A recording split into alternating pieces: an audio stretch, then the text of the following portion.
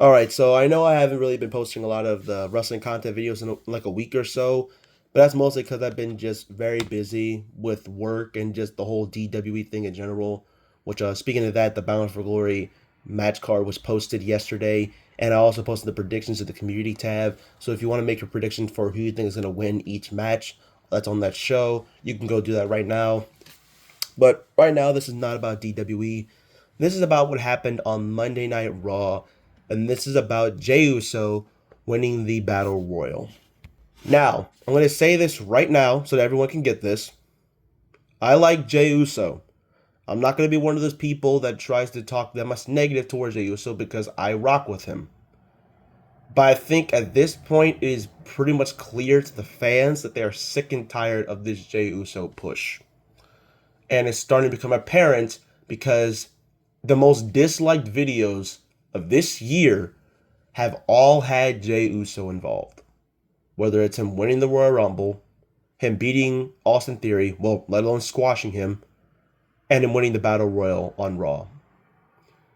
It's very clear that fans are sick and tired of this run and that they want Jey Uso back into the tag division. And even I reluctantly agree with that to a bit of extent because when they paired him back up with Jimmy, I wanted him back in the tag division as well. Because to me, that's where he truly shines. And two, it makes zero sense to not capitalize on that when the fact that one, the tag division on Raw is absolutely terrible. So having an absolutely incredible tag team and a star-made tag team like the Usos on that roster really boosts the tag division. But instead of them having the chance to do that, all they've done is just revert back to what we did literally earlier this year with Jey Uso still being a single star and Jimmy Uso just being the one brother who's like left behind.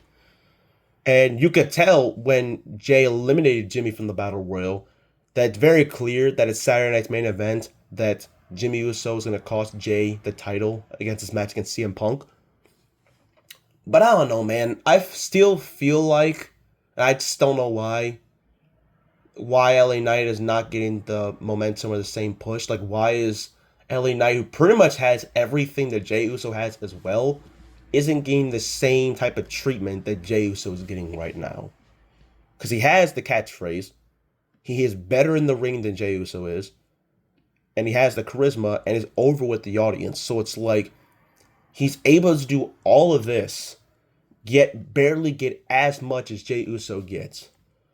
And I'm not going to say that it's a Samoan mindset like some people say because we've already seen how Samoans are treated in just wrestling in general by both Vince McMahon and Triple H. But as much as I appreciate Triple H trying to do something new and break Jey Uso out of Jimmy's shadow, it really isn't working. And this match itself is going to go either way. Like, I feel like there's a lose-lose situation for who walks out victorious. Because I do think Punk should win the title, but I am worried that they're going to give the title to Jay and just create even more backlash than Jey Uso is already getting because a lot of fans that hate Jey Uso, while don't hate his attitude, they hate the fact that he's a guy that's getting this push when he's not that good singles-wise.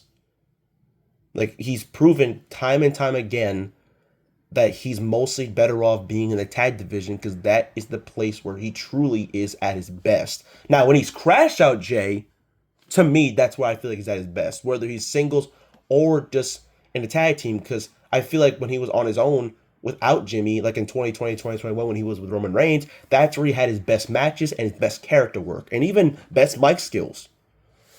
But now when I see Jey Uso perform, I still rock with the Yeet entrance, but his moveset is very limited, and I feel like he's starting to slow down in the ring. So it worries me the fact that they're really giving him this push that I really don't think he was ready for, because I think that's the reason why they dropped the world title onto him. And they gave it back to Gunther, and even though I had my own thoughts about it in a older video in like July this year about how I felt about Jey Uso's world title run, going back and watching it, I can kind of see why a lot of people will put him in the conversation as the worst person to hold that World Heavyweight Championship because he didn't really do much with it, despite the fact that he was always on TV every single week. But yeah, I still feel like they should have given it to Knight. LA Knight really badly needed that. And yeah, I know some people have been like, oh, Well, they still would have had CM Punk win. At least it wouldn't have been predictable, because to me this feels like a predictable outcome. But I'm still worried they may give it to Jay.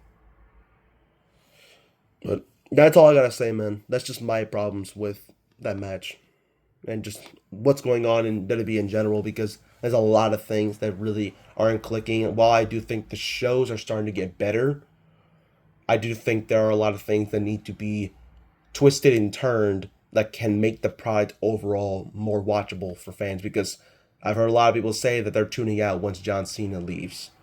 And while I'm probably not one of those people, I'm starting to probably get close to that conversation.